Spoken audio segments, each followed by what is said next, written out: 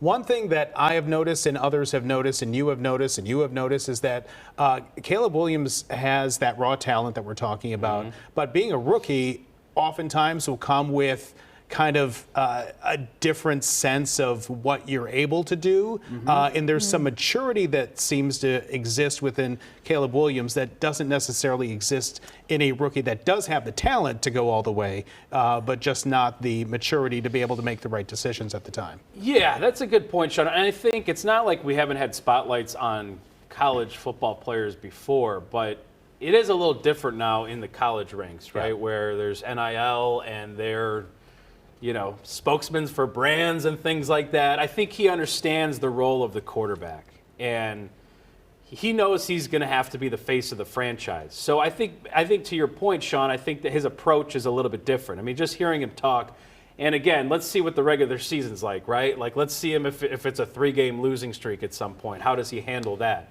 But I think he will fill that role well. But we've talked about this at length too.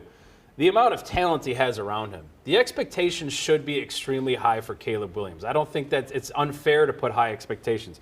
He's a top overall pick.